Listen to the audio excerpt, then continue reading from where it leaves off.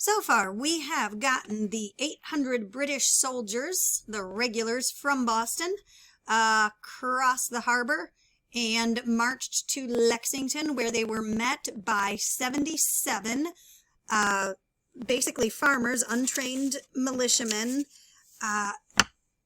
who were lined up on their green in the middle of their little village, close to the houses where they lived. These British soldiers had basically, when they fired upon the colonists here, these rebels, they had made them run away. And so they felt quite triumphant. They gave 3 cheers and marched off down the road to Concord. Well, how did that go? So glad you asked. At Concord, you might remember, there were supplies stored, including exactly this cannon barrel. So this, you can still go visit it. This is actually at the museum at the North Bridge in Concord, and we'll talk about what happened at that bridge in a moment. This cannon, however, had been hidden a little ways out of the town of Concord, about 2 miles, and it is about 2 miles because I walked there, on a farm. The head of the militia had hidden most of the supplies or sent them on from Concord, but there were 2 cannon barrels and a few other supplies. So what he did, he left his teenage son plowing the field that April, and in amongst the field, his son had plowed over the barrels of the 2 cannons to hide them. Meanwhile, the father went with the rest of the men into the village of Concord. A few other interesting stories with the supplies at Concord. There was a fellow who owned the mill at Concord, and when the British soldiers came into Concord and started searching for all these supplies, they came into his mill. They figured flour was a food supply that the colonists would have been starting to store up in case they had to go into a battle and supply an army. And so this fellow is standing there in his mill with these huge barrels full of flour that indeed he is storing for the colonists, these rebels. And he says to the British soldiers, with his hand on one of the barrels, "This is my flour. I ground it from my wheat." And the British soldiers had been given very careful directions by General Gage. Back in Boston, General Gage had said, you may not destroy private property. What they hadn't expected was this fellow who owned the mill. They had not expected his creativity. You see, the one barrel that he did own in that entire mill was the one that he had his hand on when he said, "This is my flour." All the rest of it was supplies that he was keeping for the colonists, for the militia, in case they had to go into battle. But that flour was not destroyed. There were a few things that were found in the little village of Concord. But at first, when the British soldiers marched in, and even as they started going into the houses to search for these supplies, the people were friendly. In fact, some of them offered them chairs and brought out some lemonade and so forth. The militia, however, had withdrawn out north of town, and there were some pretty steep hills, so they could sort of keep an eye on what was going on back at town. Now, as the militia are on these hills looking across North Bridge into the town, a couple of things happen. One thing that happens is soldiers come marching across North Bridge, headed out to that farm where the cannons had been stored. Remember, Gage had sent his spies out. He knew where they were. So about 100 soldiers marched across North Bridge. A few more stayed at the bridge to guard it. However, back in town, the soldiers had found some wagons, some tents. They made a big old bonfire with those things. the fire actually ended up spreading to a nearby building. And so the townspeople came out and shamed the soldiers into fighting that fire. But the militia at North Bridge could not see this. All they could see above the tops of the trees were smoke. And so they decided to come down from the hill where they were watching things happen, and they decided to attack the British who had been left there to guard the bridge while those 100 others had marched out to this farm. As the British saw the militia coming down from the hill, start ripping up the bridge to try to keep them away.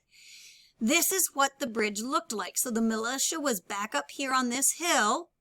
The British soldiers were on this side, and this is where they started ripping up the bridge as the militia came marching down from the hill. This is the view that the militia had. It would have been a little more daylight. I took this picture at sunrise. The bridge is right here, and town is just through the trees. So you can see there was not a very good view. It was about a mile away. So all you would be able to see from that distance is smoke coming out. After the fight at the bridge, the soldiers who were guarding North Bridge ran back into the town. They ran back into Concord. The colonists withdrew, and those 100 soldiers who had gone out to the farm found nothing. They came marching back. They marched across North Bridge. Now, one thing that they did notice, though, was one of the soldiers that had been killed at North Bridge. It looked like he had an injury in his forehead. Local stories later say a kid had been coming by, having heard the gunfire. He came across the bridge. He had been chopping wood, so he had his axe with him. This injured British soldier threatened him, and so he took the axe to the soldier's forehead. At any rate, when the rest of the soldiers came across North Bridge, they saw this dead one with a caved-in forehead, and so they went back into the town of Concord, absolutely freaked out. They said, these colonists are scalping us. It's awful. They're not following the laws of war. Once all the British soldiers got themselves pulled back together in Concord, they started running back to Boston. Now, this was not necessarily a organized retreat. Why not? Well, you're going to color these two pictures today. This one shows the fight at North Bridge. The soldiers, the British soldiers, are over here. The town would be back in the background, so you'll definitely want to make some smoke back there too, right? These are the colonists at North Bridge. After North Bridge, when the British soldiers had to march all the way back to Boston, it took them hours and hours to get here, and now they have to march all the way back through enemy country. The colonists hid behind the stone walls. They hid behind the trees. They fired out from cover as the British soldiers were stuck just marching on the road. When you tape these pictures in, I think it'll be best if you just fold them a little bit so they're not sticking out the side. Other than that, you can get these colored and tape them in on page 13 here. Some other things to keep in mind. I'll maybe go back and catch that video.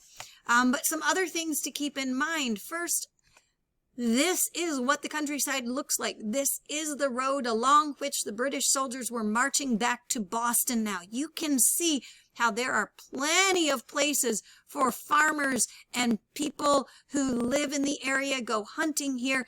They're going to know the spots where they can take British soldiers by surprise and do the most damage.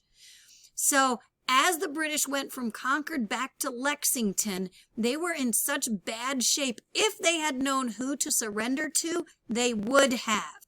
Once they got back to Lexington, though, there were reinforcements that had been sent out from Boston. Now, funny story about the reinforcements that they met up back in Lexington. Let me see if I can get us back to the map here.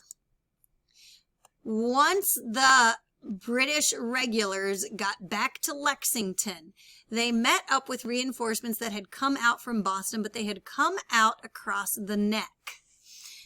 Those reinforcements had to go through the little town of Menotomy. And there's a story about the old men of Menotomy. These men were too old to go with the militia to line up at Lexington to hide behind the walls. However, these men had fought in the French and Indian War. And so these old guys hear that there is there are 2 wagons coming out from Boston with ammunition, specifically cannonballs. So the cannons came with the regular army, but it took a little while longer for the cannonballs, the wagons with the cannonballs, to come through Menotomy. These old men found a curve in the road. Yeah, curves in the road keep popping up, don't they? They're a good place to surprise folks. They surprised these 2 wagons full of British regulars and ammunition. The British regulars were so freaked out when the old men killed the horses, the British regulars ran away. And they ran to a nearby woods, and there was an old lady out digging dandelions that day. And they decided it would be safest to surrender to her. So this old lady digging dandelions takes 8 British soldiers prisoner. She takes them to the nearby militia captain's house, locks them up, ties them up in his barn until he gets back. The newspapers absolutely loved this story about the fact that, gee, we British soldiers are not going to do very well if one little old lady can take 8 of us prisoner. At any rate, the cannons got through, and there was enough ammunition that when the soldiers got back from Concord to Lexington, the reinforcements had some cannons. They formed a hollow square. These soldiers that were at Concord and ran all the way back to Lexington got to catch their breath. They ate a little bit, and then they marched all the way back to Charlestown, and by night they were safe in Boston. The rest of this march, though, was not much more fun. There were some really horrendous things that happened on that march. When they marched through Menotomy, there was a fellow who was actually lame, so he stayed close to his house. But as the British soldiers were marching on the road past his house, there were militia, and he motioned to the militia to take cover in his house. This is a reenactment that happens every year. This is called the Jason Russell House because he's the fellow who owned the house. The militia managed to get inside. Some of them were killed in the living room. Some of them managed to make it down to safety. Jason Russell was bayoneted on his front yard, and he died. There are still bullet holes in the cellar at the Jason Russell House from this day in 1775. Bit of a video now. April 18th, 1775. British troops are on the march. Colonial militia are arming and stockpiling ammunition for what many fear is an inevitable showdown. British Commander General Thomas Gage has ordered his soldiers to capture a huge hidden store of gunpowder in Concord, a Massachusetts village 20 miles west of Boston. The British detachment that marches out of Boston, roughly 800 soldiers, march out knowing that the countryside is on the verge of armed action. Once Gage sends that mission out, he really has set into motion a chain of events that is beyond his ability to control. The British are indeed coming. The news starts leaking out and people start mobilizing. They're ready. Out into the countryside to spread the word goes Paul Revere. whose engraving of the Boston Massacre fanned the flames of outrage 5 years earlier. Poems and school books will one day mythologize Revere's midnight ride as if he were the lone heroic messenger. But in fact, he is just one part of a whole system of communication. Paul Revere is one of dozens, then scores, and literally hundreds of messengers going every which way. Bells are ringing, the shots are being fired. So before dawn, hours before dawn, the whole countryside is mobilized and knows what's happening. They arrange a signal, one lantern light in Boston's Old North Church if the British are coming by land, and two if by boat. And by the way, those 2 lanterns are still in existence. They are kept in 2 different museums. British troops rowed to the cane bite of the Charles River and wade through reeds and thick marshland to begin their overnight march to Concord. At around 1 in the morning at Lexington, Massachusetts, farmers, blacksmiths, and shopkeepers gathered to intercept the British at Lexington Green. 130 civilians, some too old, some too young, most with no formal military experience, stand ready to risk it all against the world's most feared army. These were men who literally felt under attack. And in fact, they were under attack. The British Army were walking out to seize colonial property, and they felt compelled to do it. 2 a.m. After an hour of waiting, no sign of the British. The night's chill sends many home. Others choose nearby Buckman's Tavern to await another alarm. Most hoping it will never come.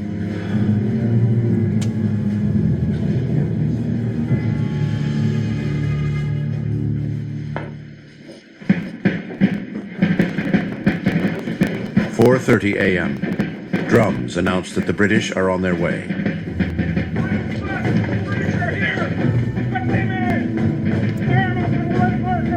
I'm sure the mood on Lexington Green was extremely tense.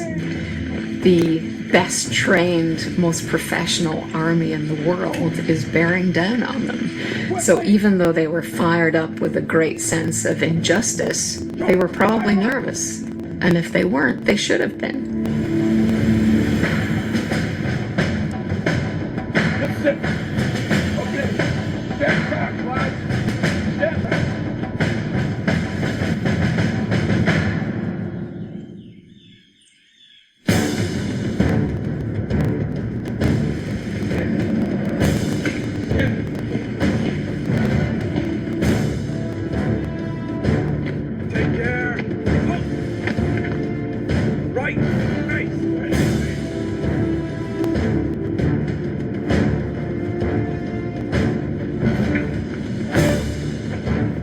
Both sides eye each other suspiciously, both sides not wanting to take a misstep. All of a sudden, a single shot is fired. Nobody knows who fired the shot. After the war, investigations, nobody ever found out. As soon as that shot was fired, both sides commenced firing at will, and the American Revolution was on.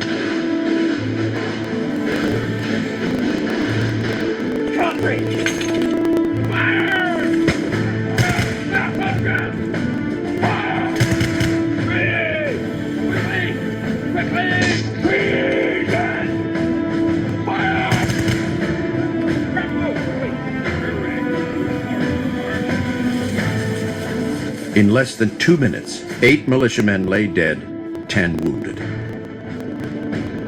It really lit up the newspapers everywhere. Blood had been shed, and there was really no looking back after that. But it's not over. The British continue their advance to get what they came for, the colonial ammunition stored in nearby Concord. Along the way, detachments of redcoats storm into local homes and ransack for weapons.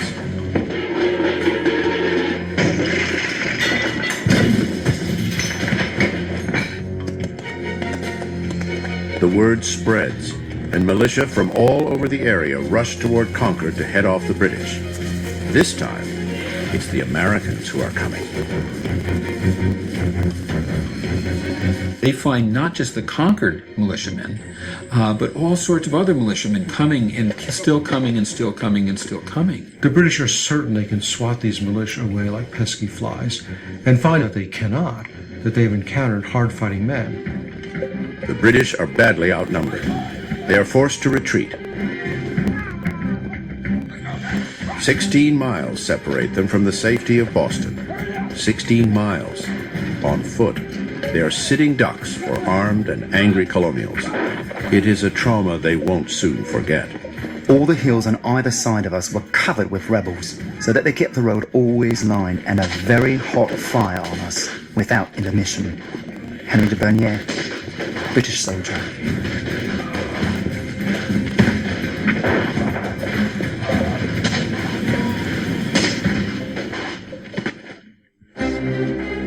"20 hours of constant barrage bring heavy losses to the beleaguered British. 73 dead, 174 wounded, and 26 missing. The Americans suffer 49 killed, with 40 wounded and 5 missing. By the time British soldiers get back to Boston, the colonials have the city surrounded, with militia from neighboring colonies on their way. Gage and his troops are trapped, with their backs to the sea." I'm going to put your assignment on a different video just in case the videos don't cooperate again. So you'll have to watch the next video for your